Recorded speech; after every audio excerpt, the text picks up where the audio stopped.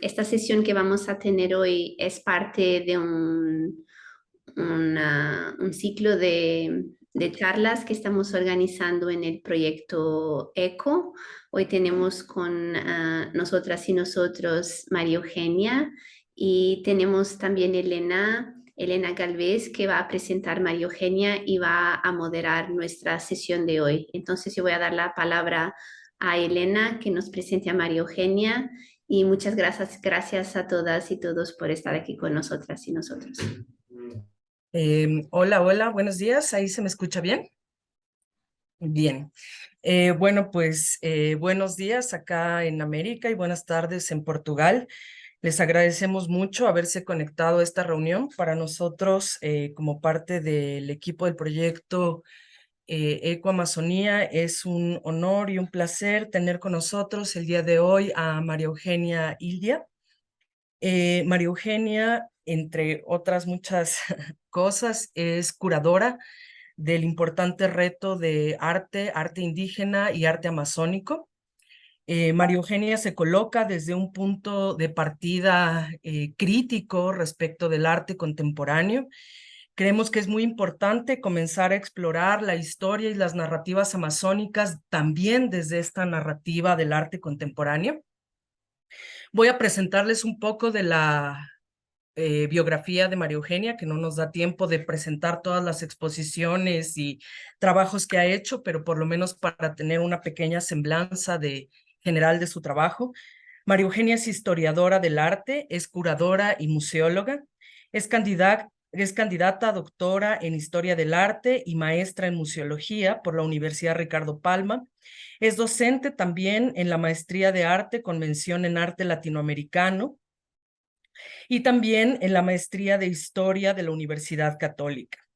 Tiene muchos trabajos en gestión cultural y sus investigaciones reflexionan en torno a las visualidades no occidentales, a la construcción de las alteridades colonizadas en los imaginarios de la Amazonía y en las tensiones que presenta el arte contemporáneo y la antropología. Asimismo, se ha enfocado en el estudio de las plantas, los animales y otras entidades desde donde se enuncian las epistemologías indígenas expresadas en su cultura visual y en las artes contemporáneas. Te agradecemos mucho, María Eugenia, tu presencia aquí y bueno, pues te damos la palabra. Muchas gracias, Elena, por la presentación tan grata. Quiero también saludar, buenos días a los que están en este ámbito y buenas tardes a los que están en Europa. Y también quiero comenzar agradeciendo principalmente a los que han hecho posible que yo esté acá, a Patricia Vieira, que ha tenido la gentileza de sumarme, permitirme estar presente, a Elena, por supuesto, y también a Manuel Fabiano, quienes de un modo me involucraron en esto y yo estoy sumamente contenta por poder, como me pidieron comentar, ir presentando cómo han sido las investigaciones que he realizado en los últimos años y sobre todo tener una mirada reflexiva en torno a cómo las artes indígenas siguen siendo temas de suma complejidad desde distintos ámbitos en los que uno quiere aproximarse a ellas, indudablemente nos obligan a repensar no solamente el tema del conocimiento, que es algo fundamental, sino también de pensarnos a nosotros mismos como latinoamericanos o como miembros de sociedades también colonizadas, con historias familiares que en muchos casos se asemejan a las que vemos desde las obras de los artistas. Entonces, quiero empezar para no seguir con esta presentación tan larga. Y también, por favor, quisiera que me digan si es que se escucha, se ve adecuadamente. Se ve ¿Sí? bien, María Eugenia, y se escucha también. Excelente, excelente. He llamado a esta conferencia Artes Visuales Indígenas y las paradojas de la construcción de las indigeneidades desde el arte contemporáneo, eh, porque considero que es fundamental pensar tanto lo indígena como la noción de indigeneidades que nos permite, nos da una lectura mucho más amplia de cómo son estos constructos y cómo se comienzan a percudir o a sacar o a salir de estos enfoques tan estrechos y además al mismo tiempo nos permiten entender cómo es complejo salir completamente de ellos, tanto desde el punto de vista de la investigación incluso, ¿no? Entonces es bastante, siempre va a generar tensiones, incomodidades, malestares incluso, cuando uno habla de artes indígenas, porque estamos hablando de términos conflictivos, y el tema de las indigeneidades nos da de algún modo un respiro respecto a cómo situar estas identidades y estas producciones, ¿no? He dividido brevemente esta conferencia en tres, digamos, áreas o en tres grandes temas, pero quiero antes que nada decirles a todos y todas que no se trata, en este caso, de una presentación de carácter historiográfico. Tampoco voy a poder mencionar, desde luego, la gran diversidad de artistas, creadores y creadoras que en los últimos años, sobre todo en el contexto peruano, han ofrecido no solamente una diversidad de obras importantes, sino que también tienen una trayectoria muy singular, que nos obliga a pensar también que lo indígena, pues o las indigenidades son complejas, amplias, diversas, se enuncian de distintas maneras y reflejan contextos también muy amplios, y eso es algo que no quiero que perdamos de vista. Esta presentación la he dividido en estos tres temas, de los que vamos a conversar un poco más adelante. El primero es la erupción de los y Disculpe las... interrumpirte. Sí, ¿Tú podrías poner la presentación de PowerPoint sí, Full screen. sí, ¿mejor? mucho mejor. Muchas gracias. Perfecto, perfecto. Esos son los temas que voy a desarrollar. He organizado así la presentación para que sea un poco más clara. No obstante, muchos se cruzan, hay una serie de intersecciones inevitables, pero creo que me permite a mí sobre todo poder situar algunos elementos, ¿no? Situaciones. La primera parte es la erupción de los y las artistas indígenas en el establecimiento y también el establecimiento de los principales tópicos, ¿no? ¿Qué pasa en nuestro contexto, sobre todo en el contexto peruano, en el contexto limeño, ¿no?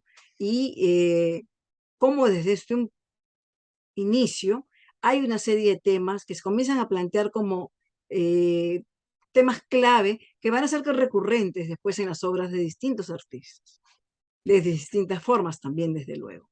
El segundo tema tiene que ver con las ontologías visuales y las narrativas en expansión, ¿no?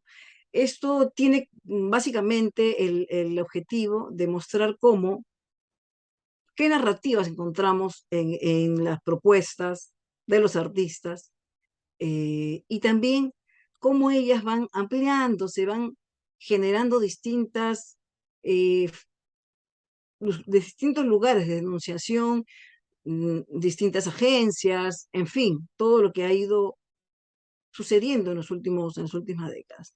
Y el tercer punto tiene que ver ya con los desafíos del multiculturalismo neoliberal y la globalización. Y eso desde luego nos obliga, nos invita a pensar en esta irrupción de tantos artistas, esta manera en la que las artes, no solamente locales, sino a nivel global, las ferias, en fin, las actividades que mueven el sistema del arte artístico a nivel nacional, han incorporado, han tenido este interés muy, muy importante, muy, muy largo también de las artes indígenas en general, pero vamos a enfocarnos un poco más a las artes indígenas peruanas, ¿no? La irrupción de los y las artistas. Antes de hablar de la irrupción de los y las artistas, no quiero dejar de mencionar un hecho que es sumamente importante, un evento que de algún modo marca en nuestro contexto una línea respecto a lo que va a suceder desde los fines de los años 90 hasta inicios, bueno, hasta se puede decir inicios del siguiente, la siguiente década, ¿no? Y me refiero puntualmente al trabajo de El Ojo Verde y las cosmovisiones amazónicas.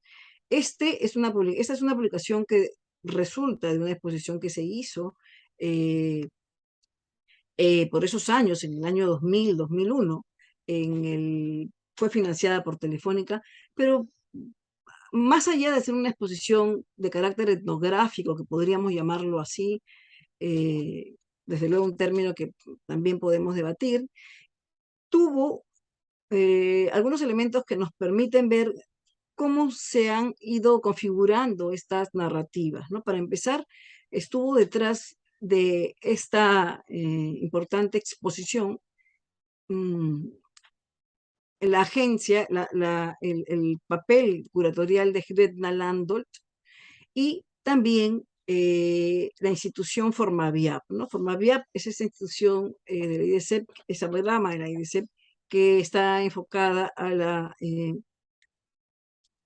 organización de la educación bilingüe. Y una de las estrategias de la transmisión del conocimiento fue precisamente la elaboración de cosmovisiones. Estas cosmovisiones, desde el punto de vista de los relatos visuales que se encontraban allí y también iban acompañados de relatos más, bueno, orales, en fin, tuvieron impacto importante desde el punto de vista visual, porque eran formas, en general narrativas, que nos permitían a los que no conocemos estos espacios, identificar elementos, entender cómo había esta configuración del mundo a partir de los relatos mitológicos y de estos conocimientos que por esos años en particular, en el contexto limeño, no eran absolutamente conocidos, por el contrario, esto fue algo que irrumpió de una manera eh, poco habitual y que a mi modo de ver marca un punto importante, ¿no? De hecho, Gretna Landolt tuvo también, además, la asesoría, la amistad de Pablo Macera, que es a quien vamos a dedicar en este momento un espacio importante, porque el inicio de la pintura y de este fenómeno de la pintura indígena contemporánea en el Lima y en el Perú en general, en realidad no es que parta del trabajo de Macera exclusivamente. Desde luego han habido distintos artistas muy importantes que han producido y que incluso han tenido un impacto internacional, pero su historia ha sido un poco más compleja porque en muchos casos la sociedad limeña en general, una sociedad temerosa de lo poco conocido, ¿no? Y bueno, y desde luego racista, que tiende o tendía, en fin, mucho más en esos años a no incorporar relatos que no coincidían con las miradas canónicas de aquellos años, no nos permite o ha permitido documentar poco a los artistas anteriores, no obstante, van a estar presentes en algunos casos, ¿no? En este caso, me interesa sí marcar como esta segunda, esta pauta, este momento, el trabajo de Pablo Macera, el historiador Pablo Macera y el contexto del Seminario de Historia Andina, en donde se va a hacer un trabajo muy importante respecto a visibilizar o a darle espacio a estas comunidades subalternizadas, a estas miradas hegemónicas. Macera es una eminencia que, cuyo trabajo ha abarcado ámbitos muy amplios y que está muy en sintonía con lo que está pasando en el contexto global respecto para empezar, esta irrupción del multiculturalismo, que va a ser fundamental como parte de una agenda global, y también la necesidad de conocer cada uno de los elementos representativos de las sociedades indígenas, amazónicas en este caso, pero también andinas, que son sociedades que se caracterizan por tener una serie de lógicas de transmisión de sus conocimientos y pensamientos a través de la oralidad, y en las que la imagen, en estas sociedades la imagen ha sido un puntal importante debido a que la mayoría de investigaciones antropológicas han tenido en estos relatos visuales un soporte riquísimo para sus distintas etnografías y estudios. En este caso, esta es una obra de Víctor Churay, una de las obras más tempranas del artista, que como podemos ver, tiene algunas características bastante evidentes, ¿no? Para empezar, él está planteando acá de manera, digamos, una suerte de traducción, ¿no? Los íconos y los elementos clánicos de los boras, en este caso, de su grupo, de su comunidad. Y acá vemos una suerte de forma de explicar cómo estas abstracciones de algún modo responden a, bueno, en algunos casos, a las formas o al comportamiento de las plantas, o de, por ejemplo, algunos animales como el pelejo, que tienen que ver con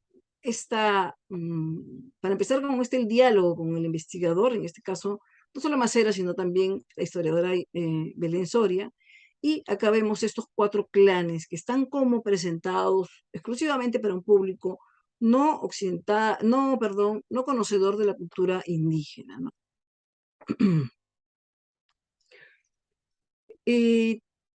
No quiero dejar de mencionar algo que es clave y que nos permite repensar desde este primer momento qué elementos entran en juego dentro de la construcción de estas narrativas y por qué los artistas de estas regiones asumieron el papel de la pintura en vez de continuar trabajando otro tipo de formas, de objetos que, utilizados en sus prácticas rituales, y que además ha sido una característica que ha definido mucho más a los pueblos andinos. Estas relaciones entre lo andino y lo amazónico, si bien están aparentemente, bueno, siempre están presentes, hay que recalcarlas porque, bueno, en este caso desde luego nos estamos refiriendo al amazónico, pero para poder entender metodológicamente también o los procesos de investigación, es claro que lo andino también tiene su planteamiento, y muchas de estas prácticas han sido referentes importantes la, mm, para el reconocimiento del ámbito amazónico, que ciertamente ha tenido otro tipo de atención, marcado por momentos distintos y por actores también diferentes, ¿no? En este caso, me parece relevante ver cómo estas imágenes explican de alguna manera esta opción por la pintura, ¿no? Esta opción por la pintura por parte puntualmente de los artistas Boras y de Víctor Churay, y esto tiene que ver con algunos elementos que van a transformar mm,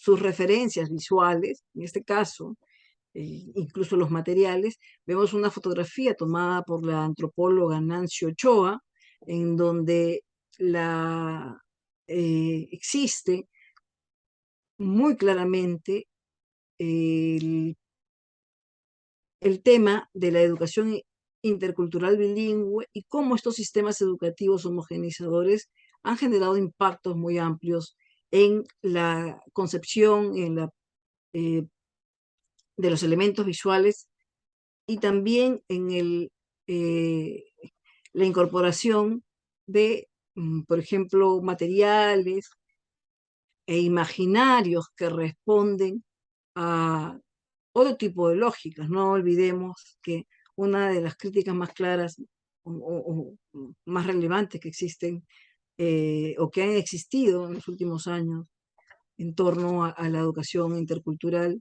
ha sido de cómo esta ha reproducido una serie de valores ajenos a las culturas rurales, a las culturas ribereñas, andinas o amazónicas, y estas se han impuesto y han sido de pronto asumidas por los jóvenes y los estudiantes, ¿no? Otro tema que también es fundamental es el desarrollo del turismo, ¿no? Esta apuesta estatal por el turismo que puede ser analizado desde distintos puntos de vista, por supuesto. Eh, Sin embargo, en el ámbito de la pintura Bora en particular, y sobre todo teniendo en cuenta de la naturaleza o de la situación social tan compleja que vivió y vivieron estos pueblos que fueron sistemáticamente trasladados desde un territorio que estaba ubicado en el interfluvio del Caquetá y del Putumayo, tuvieron que reorganizarse y una de esas formas de elegir los elementos visuales que les representan frente a estos otros es precisamente hasta a través de estos grupos turísticos que fueron fomentados por el gobierno en este tiempo del gobierno eh, militar, ¿no? de Velasco, ¿no?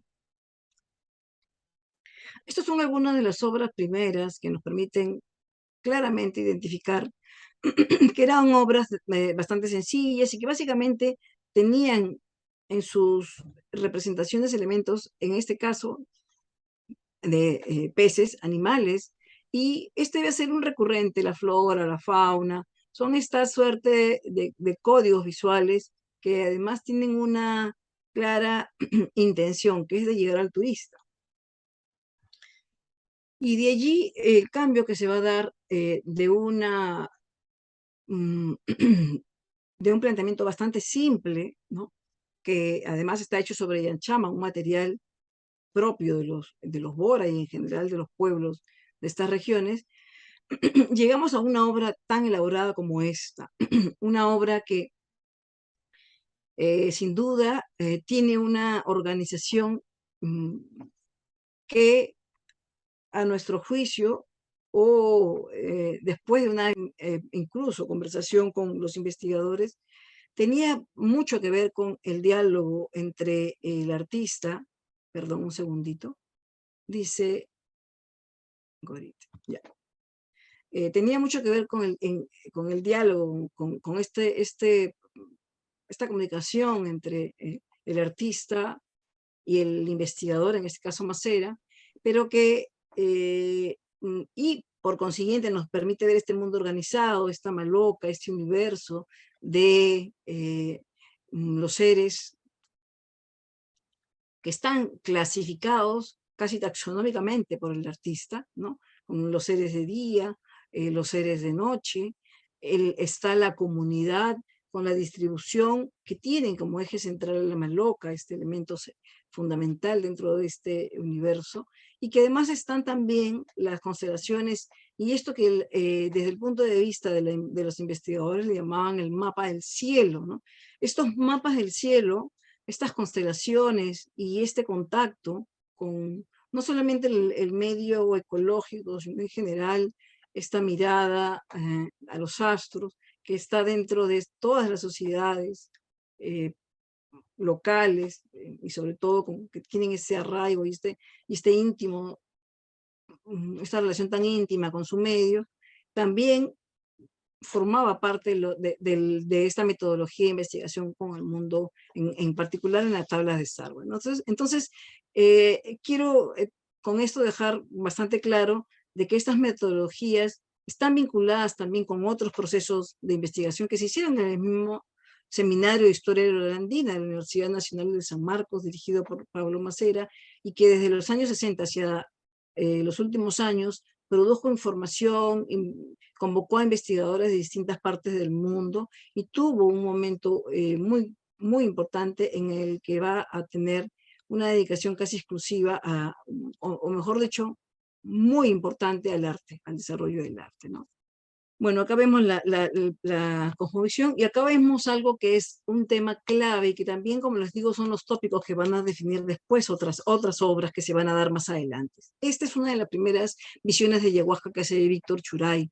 Churay es este artista joven que llega invitado por Macera, él gana premios y Macera ve sus cualidades no solamente como pintor, sino también como narrador y sobre todo su interés por el conocimiento, ¿no? Y acá esta como visión de la ayahuasca es bastante singular, es bastante distinta a la que va a hacer después. Él hace un esfuerzo por tratar de demostrar cómo son estos actos, estos rituales, ¿no? Cómo están presentes, en este caso como eje central, el cuerpo, el chamán, el universo en realidad que representa el chamán, y estos otros seres. Acá hay un tema con el color, que es una de las búsquedas de Víctor Churay, el artista que estamos mencionando, y que además da cuenta que todavía no ha resuelto lo que después va indudablemente a tener como un tema clave, que es esta exploración mucho más amplia del tema cromático, de las formas, ¿no? Entonces, esta es una obra muy temprana que busca narrar de una manera bastante, digamos, incipiente cómo es este proceso de la ayahuasca. Otro de los hechos que va a marcar también una pauta y que va a permitirnos entender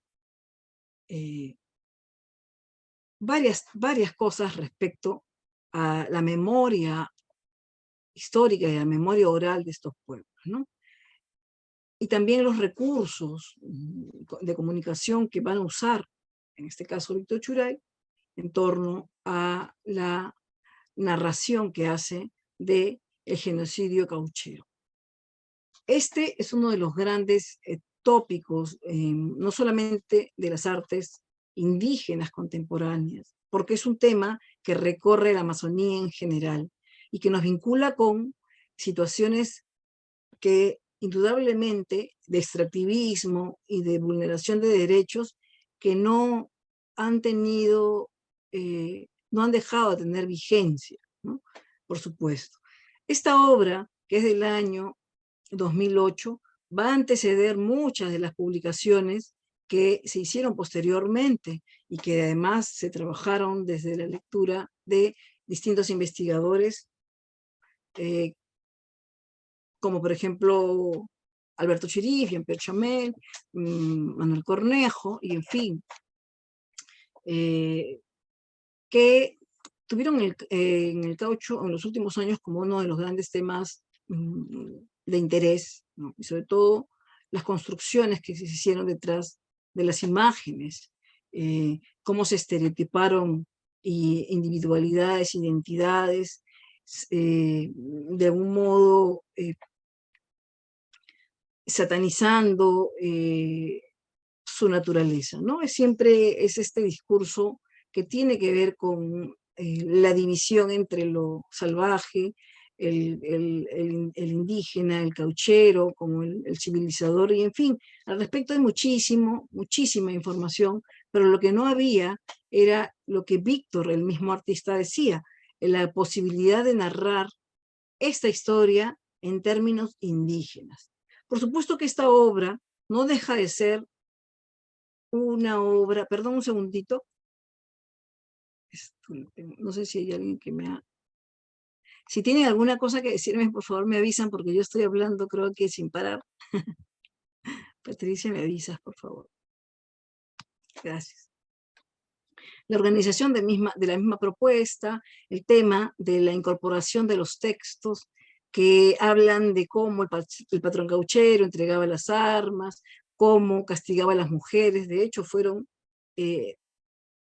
las más vulneradas quizá, los niños, cómo había el reclamo por no completar esta cantidad necesaria, y otros hechos que son cruentos y que podrían parecer una exageración, pero ya con las publicaciones, por ejemplo, del Libro Azul, que se han hecho algunos años después, o en los mismos testimonios recopilados por el Casement, o por el juez Paredes, en fin, por todos estos intelectuales y hombres de ley que estuvieron detrás de este proceso que además nos situó en el ámbito global dentro de todo un proceso que se va a hacer en la Casa Arana, ¿no? Esto es algo pues que entonces nos permite reunir todos estos elementos. Hay algo que además también es importante, ¿no?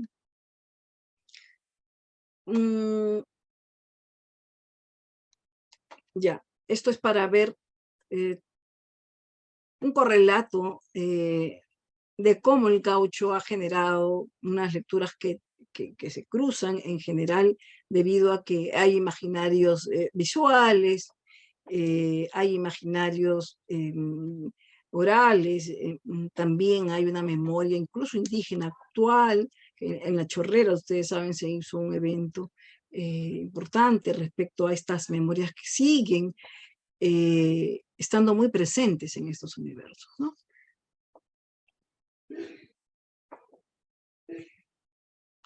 Acá ya entramos a trabajar la obra de otro artista que también formó parte del seminario historiero de la Andina y que suele, bueno, y que también está definiendo nosotros los temas clave, que es el chamanismo, y que en términos de buscar dar a conocer este universo a un público no conocedor, para la redundancia, esta obra es de Roldán Pinedo, uno de los artistas más importantes en la actualidad también, y vemos acá elementos clave, ¿no? Para empezar, es un pintor shipibo conibo.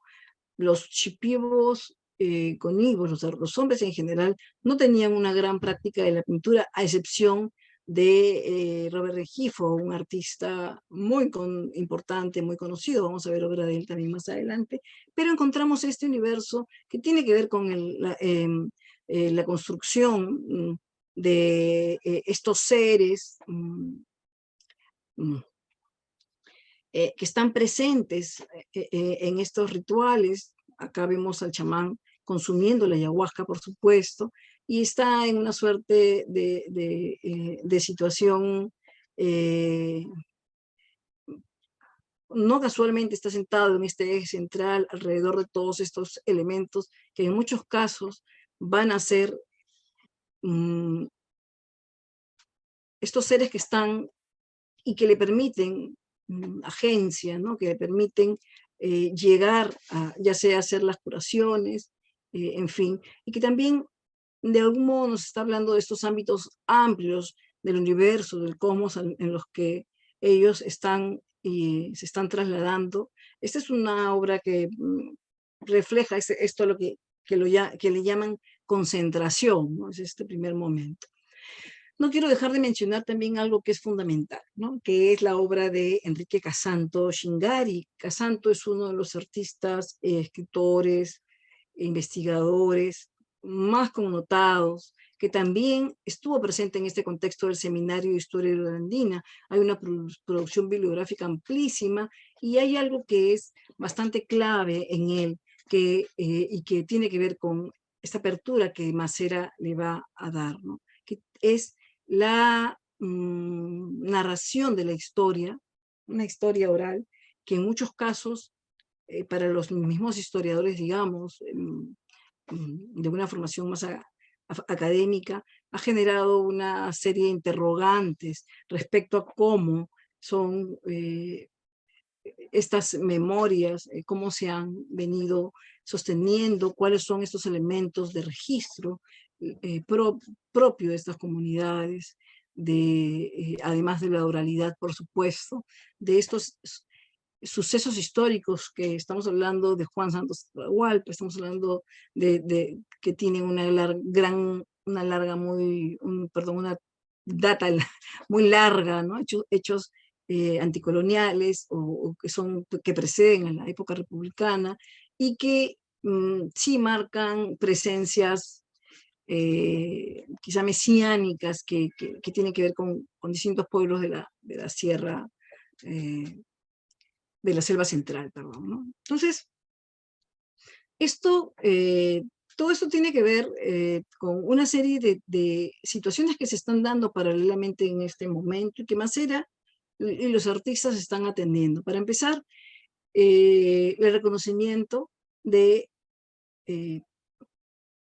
que tanto en el arte peruano como en la literatura, y eso lo dice Cornejo Polar, la heterogeneidad es una clave para poder entenderla, ¿no? Y esa heterogeneidad, por ejemplo, en el ámbito literario que Jorge Correjo Polar menciona, ya teniendo muy en cuenta todos estos discursos que podríamos decir descoloniales, que incluso él también lo tiene muy presente, nos conminan a ver que por ejemplo, en el ámbito literario, no solamente la letra escrita, no solamente esta ciudad letrada es aquella que puede ser considerada como literatura, sino también estamos hablando de las oralidades, ¿no? Y esas oralidades subalternizadas que para él, para Cornejo, tienen que ser revisadas y tienen que ser incorporadas en el mismo nivel de las otras literaturas. Acá ya está presente, estas ideas están presentes, y también es muy probable, es muy claro, que Macera y el conjunto de investigadores que está dentro de este proyecto lo tenga también claro, ¿no? Además, otro de los elementos clave es que todo esto responde a un contexto en que la antropología, la etnografía, hay una mirada crítica, una mirada que responde a la posmodernidad respecto al tema de las autorías, respecto al tema de quienes se arrogan la información y cómo existe dentro de estos procesos siempre una mirada de privilegio, y el indígena, entre comillas, el conocedor, está postergado o suele ser considerado únicamente como informante, ¿no? Todo ello es un tema presente que en el ámbito, digamos, amplio, ha sido muy trabajado en general por distintos investigadores que critican precisamente eso, Clifford, Taussig, en fin, hay varios críticos de la mirada antropológica y de estos elementos incongruentes, ¿no? Que siempre están describiendo una mirada privilegiada, que siempre plantean que que estas miradas, en ese momento básicamente, porque después vamos a ir viendo cómo hay procesos que cambian, ¿no? Y esto también lo revela, cómo hay un ámbito, que es el ámbito académico, que es el ámbito de los investigadores, que son los que tienen la capacidad o la tarea de narrar y recopilar, ¿no? Y que desde luego hay una mirada legitimada, una mirada de una autoridad, que tiene una autoridad bastante clara. Entonces, esto es algo que ya está presente y que de algún modo, esto suele ser una respuesta también, ¿no? Para esto no quiero olvidar, y tiene que ver con el papel de Macera, que ante ello, Macera tuvo una de las primeras respuestas que es quizá de las más interesantes, y que tiene que ver con el mundo andino, es este testimonio, este libro que escribe Jesús Urbano, que se llama Santero y Caminante, en donde la voz narrativa, la voz que enuncia es la voz de, en este caso, un hombre, un runa, como dicen, un hombre ayacuchano, un artista o artesano, como también podemos entender que en ese momento se le denominaba, y cómo él está tratando de eludir este tipo de autorías en donde queda invisibilizada la voz de los conocedores en este caso, ¿no? Voy a seguir. Esta es otra de las obras importantes de esta primera etapa, ¿no? Acá vemos a la artista Bawan Gisbe. Bawan Gisbe, Elena Valera, es una de las pioneras en el arte indígena contemporáneo shipibo-conibo, ¿no? Mujer, además, una de las pocas, junto a la Astenia Canayo, que hicieron distintos aportes y también marcaron distintas pautas de lo que vamos a ver, ¿no? Para empezar, acá vemos un tema que tiene que ver con el chamanismo, con la actividad curativa de este Onaya, que es un curandero, ¿no? Y cómo ella está haciendo uso, está confiando en la curación de su hijo con este importante curandero, ¿no?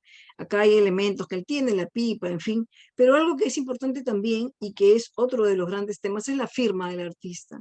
este tema, Bauangismo está al costado, como pueden ver en el costado izquierdo, aparte de la descripción del espacio, y está también estos elementos gené, estas iconografías que permiten aludir a esta identidad presente en todas y todos los artistas y los miembros de estas comunidades, ¿no?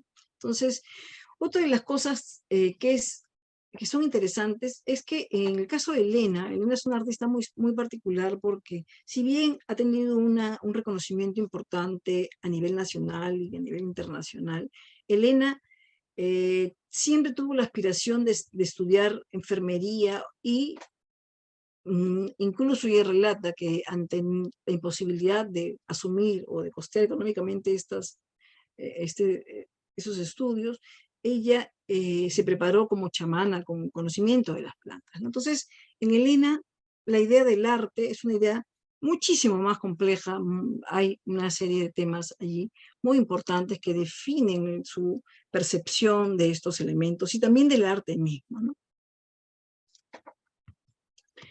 Y acá está la Lastenia Canayo, esta última artista de este primer grupo, que tuvo una producción muy amplia e innovadora en digamos, a nivel de términos formales, muy renovadora de la escena contemporánea también, y que tuvo la posibilidad de publicar un libro junto con Pablo Macera, junto con el trabajo además de Belén Soria, ¿no? En donde ella da forma, visibiliza a estas entidades que no tienen, digamos, valga la redundancia, estas entidades abstractas, ¿no? que son invisibles a los ojos de los no conocedores, por decirlo de alguna hora, ¿no?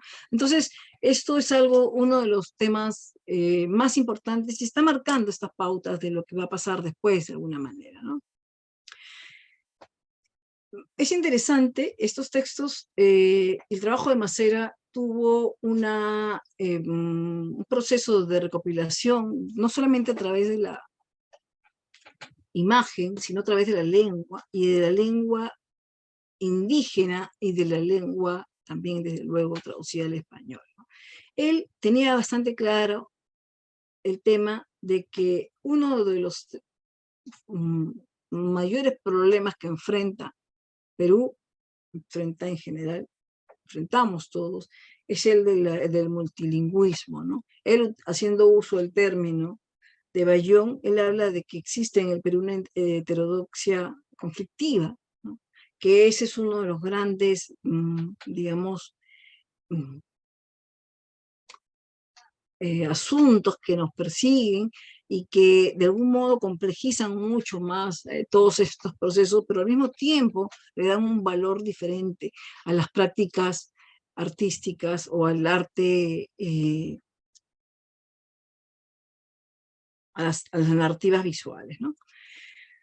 Esta primera etapa está más o menos enfocada en estos elementos, en estas coyunturas, en estos agentes. Por supuesto, hay cosas que estoy dejando de lado, pero es a grosso modo, ¿no? Desde la experiencia, que es lo que lo considero más importante, ¿no?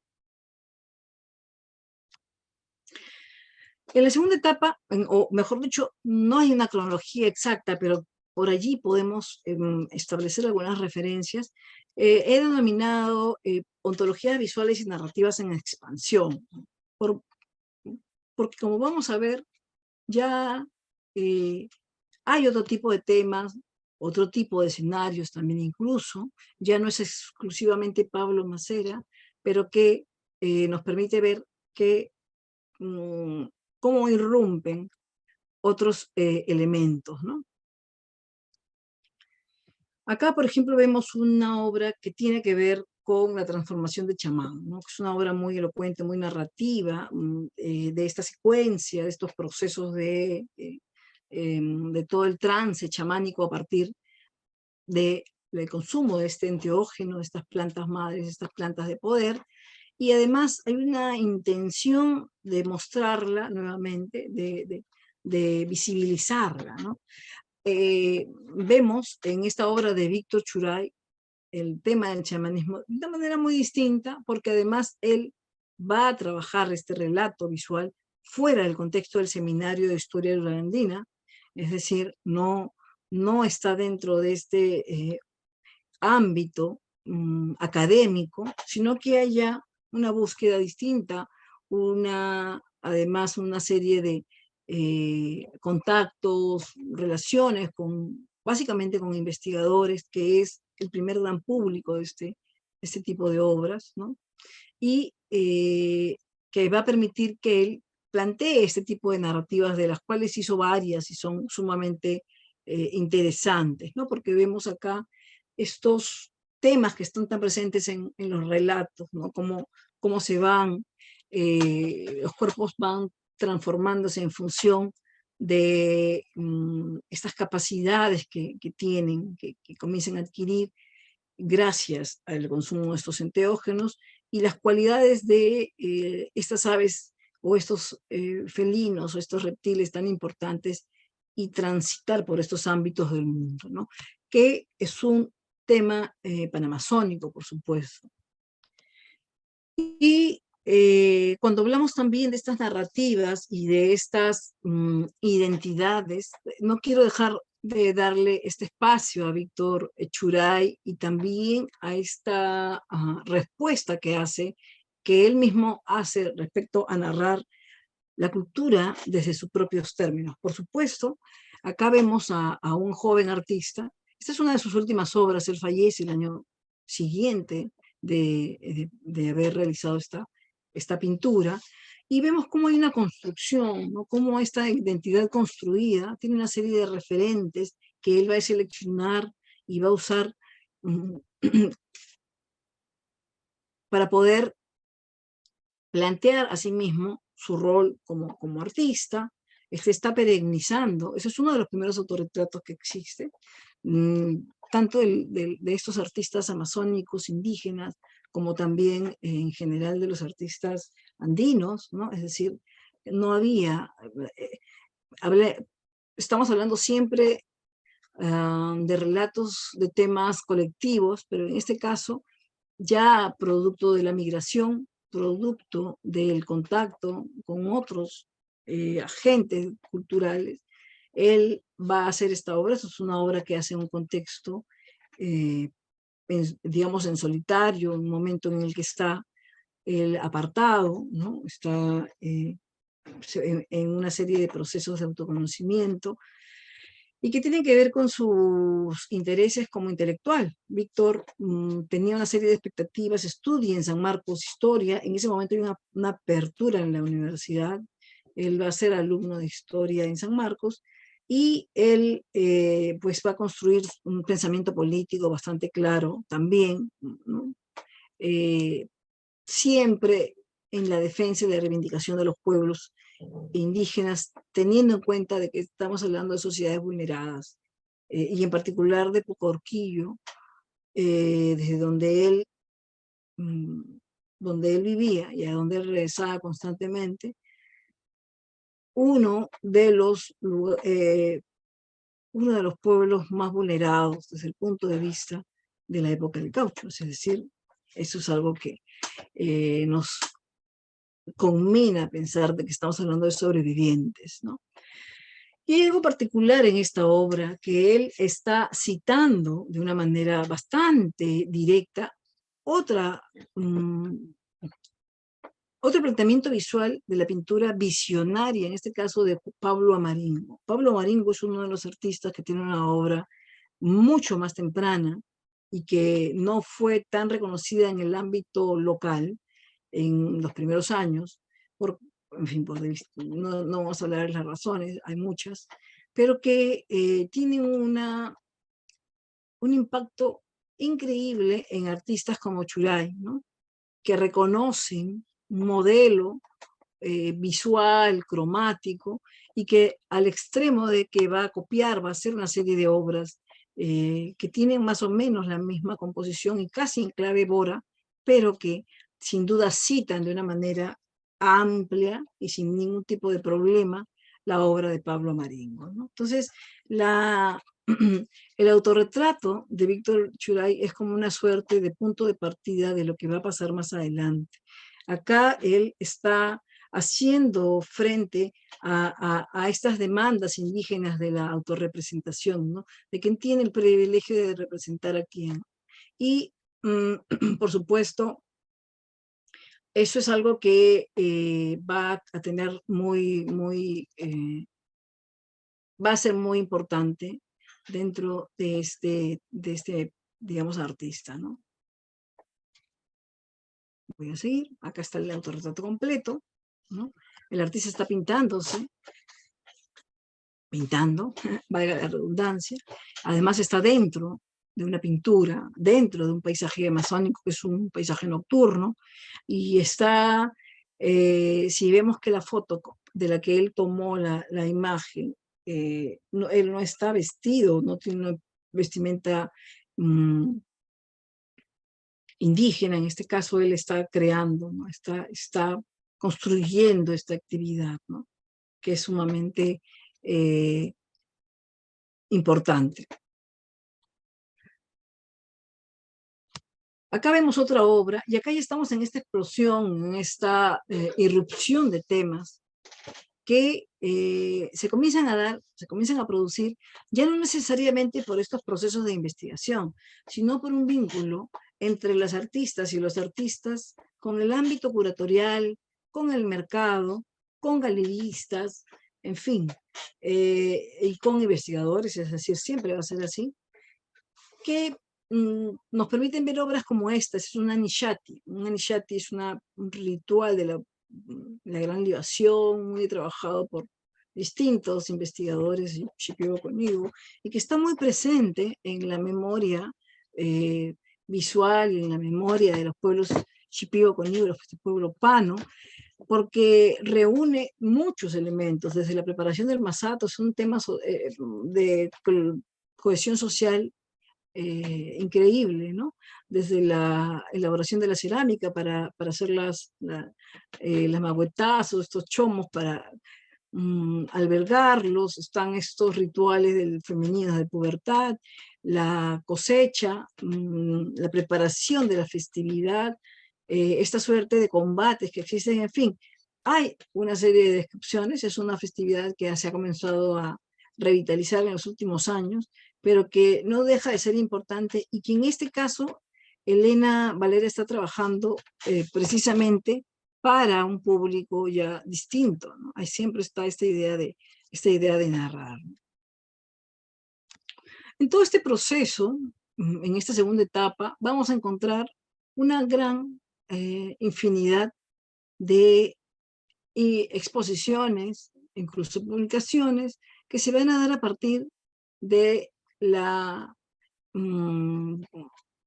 revaloración o del conocimiento de las obras de estos artistas indígenas, y en particular algunos de los saberes más importantes, como por ejemplo la toma de la ayahuasca. La ayahuasca es enteógeno, ¿no? Que es un mundo abierto. En este caso se trató de la exposición que hizo curó el artista, uno de los de los gestores más importantes de los últimos años respecto a las artes amazónicas. Se llamó la soga de los muertos, y que va a permitir reunir bajo el paraguas de este tema obras no solamente de artistas indígenas, sino obras muy amplias y muy diversas, en donde vemos no solo, bueno, estas poéticas visuales, el tema de las plantas como en espacios muy centrales, todos estos animales que son los que ayudan al chamán. Está desde luego otras plantas también, está el tabaco, y este universo dentro de un fondo que en este caso es una tela pintada con caoba, que plantean obras que tienen distintas formas de valoración amplias y diversas, desde lo estético, desde lo histórico, o mejor dicho, desde lo etnográfico, en fin, ¿no? Eso va a ser algo que es muy importante.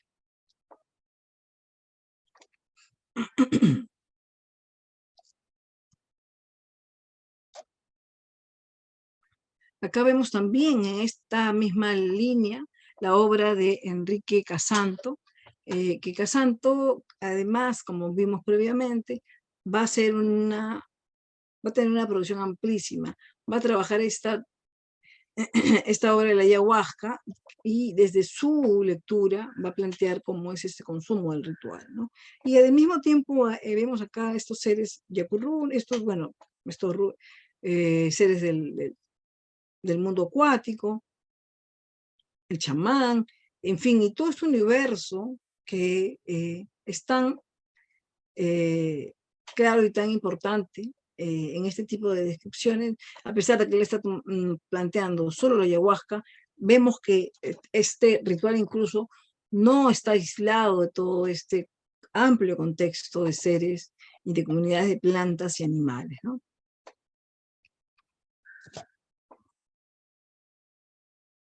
Acá también vemos esta cosmovisión, otra de las obras importantes de Enrique Casanto, en donde encontramos estas ideas que de algún modo, desde la antropología, desde las lecturas de Viveiros de Castro, ¿no?, de Escolá, encontramos a través de la visualidad, todos estos sistemas de epistemes, ¿no?, estos espacios, estos lugares de donde se inscriben los animales, los seres del bosque, y que componen estas filosofías de vida, estas lógicas, que, bueno, en los últimos años ha comenzado a tener mucha más atención e importancia. Esta es otra obra que también está dentro de este, digamos, conjunto, porque da cuenta de otros procesos que se están dando, ¿no? Es decir, acá ya encontramos temas muy amplios, muy individuales, muy personales, ¿no? Acá, esta obra es de Elena Valera. Esta obra es muy distinta a la que vimos previamente, y nos muestra un mundo urbano y un mundo amazónico. Acá hay una suerte de comparación entre estos dos estilos de vida y entre estas dos formas que existen, y a las que se enfrentan muchos y muchas de los artistas o indígenas que están dentro de estos procesos, ¿no? Vemos, por ejemplo, el ámbito limeño, el Cerro San Cristóbal, los edificios, vemos la costa en la parte superior, y en el lado derecho estamos viendo el mundo de Pucallpa, ¿no?, el universo ya más vinculado a la vida y a las formas tradicionales de vida que siguen siendo presentes, muy presentes, estando muy presentes dentro de estas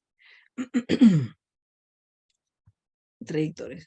Otro tema vinculado a ya la memoria histórica del caucho, ¿no?, que es importante. Voy a continuar rápidamente. Obras que tienen un carácter más político, como la de, por ejemplo, estas dos. Estamos viendo la obra de Perdón de Bruce Rubio, otro artista también importante que no está o que no necesariamente forma parte del Seminario de Historia de la Andina. Voy a ir más rápido porque creo que me estoy tomando demasiado tiempo. Acá está la obra de Don Regifo, donde vemos todos estos temas de los que hemos hablado, estos epistemes tan presentes a través de la pintura. Hubo obras de Roldán Pinedo que ya dan cuenta también de su vínculo con galerías, con el ámbito curatorial, ¿no? Esta es una exposición que hicimos en el año 2013.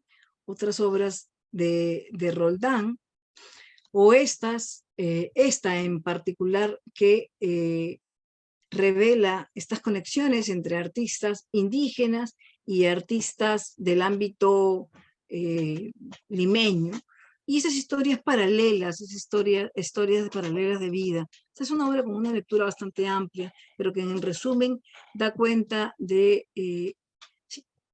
situaciones afines, ¿no? Respecto a la pérdida del padre, respecto a los sistemas en los que las mujeres han sido situadas en contextos patriarcales, pero al mismo tiempo la valoración de estas figuras masculinas que en el caso, su caso particular, fueron importantes, ¿no? Acá está Olinda Silvano, ¿no? Lastenia Canayo. Estas obras ya se van a producir y van a convertirse en las piezas más que van a tener una difusión, una distribución amplia en galerías, a nivel nacional, a nivel internacional, van a formar parte de todos estos circuitos en los que ellos se comienzan a integrar de distintas maneras, ¿no? Acá está Elena Valera, otra artista, que como vemos ya plantean temas que tienen que ver con sus historias personales o con sus conocimientos. En este caso, estamos hablando de los ícaros de la medicina, el espíritu de las plantas, y todos estos temas que tienen que ver además con las fragancias tan importantes, una obra de Pablo Taricuarima, también artista cocama, que tiene otra trayectoria, pero que también está inmerso en todas estas, digamos, conquistas de los artistas indígenas, desde el punto de vista de nuevos espacios, ¿no?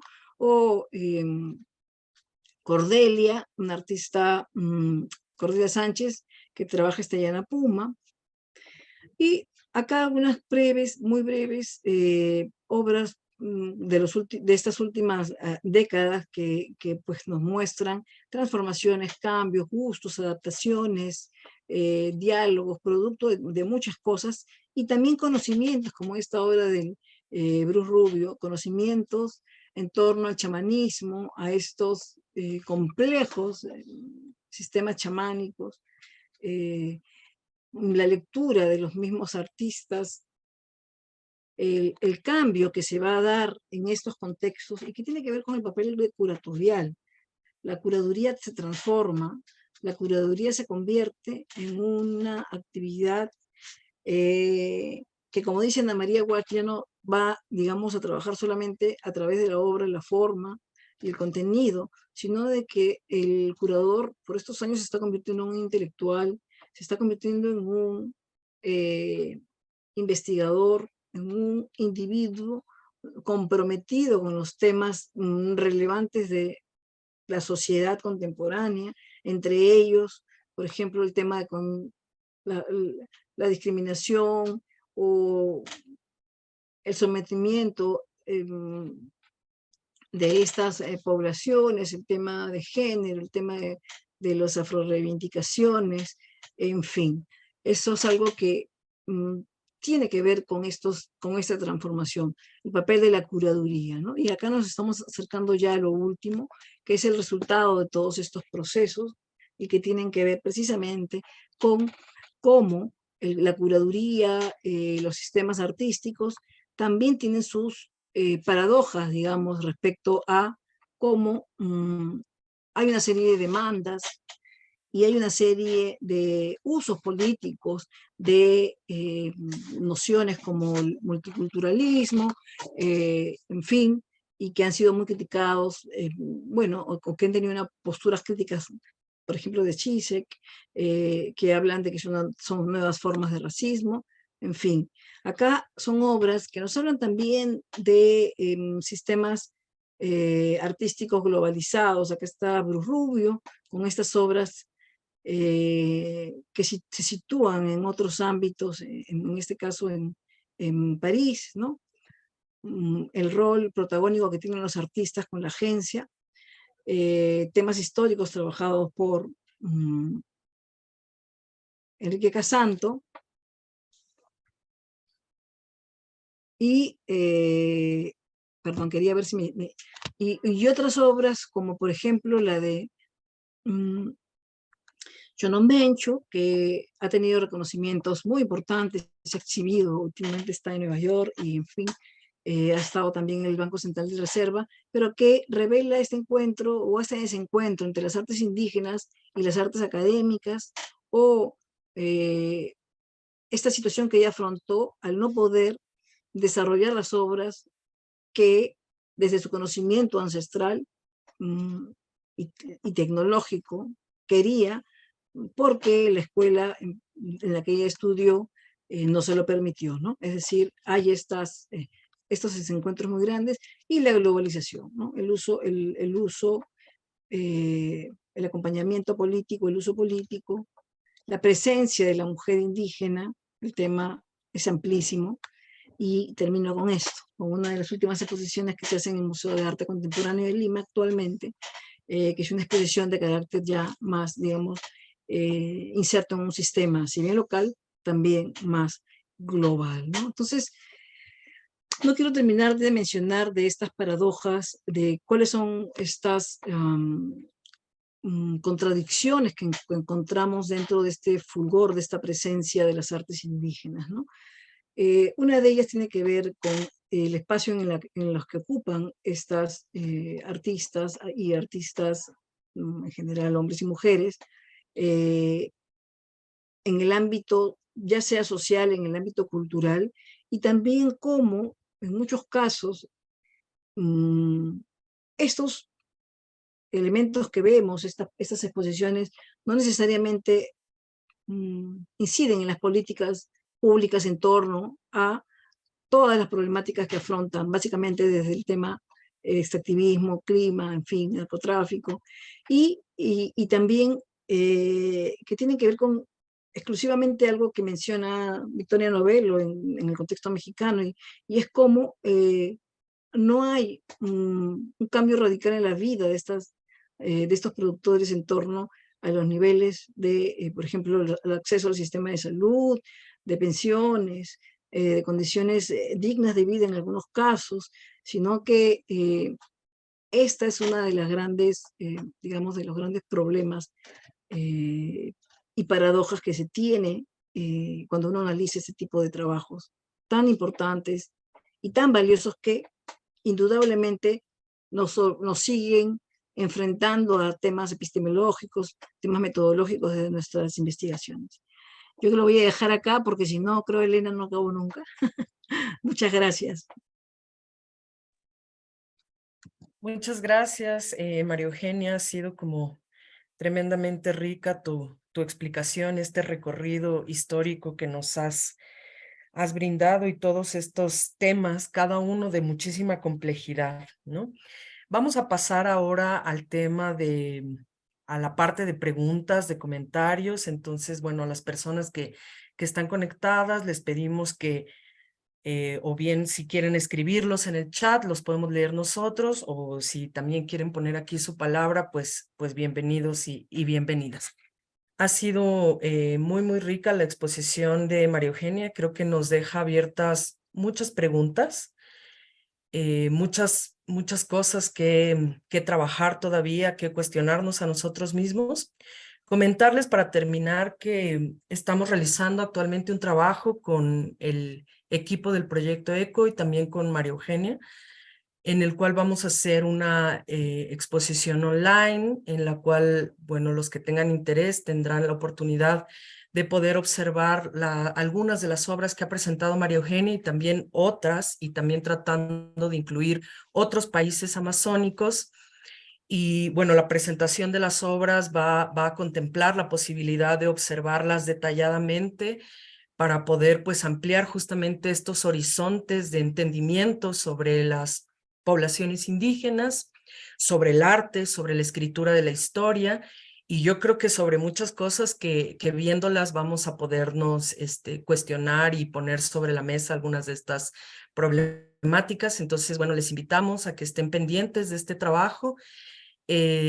Vamos a con esto terminar la sesión del día de hoy, nuevamente agradeciendo, bueno, primero a María Eugenia y su aporte a esta discusión, y también agradeciendo a todos los que se dieron cita esta mañana y esta tarde.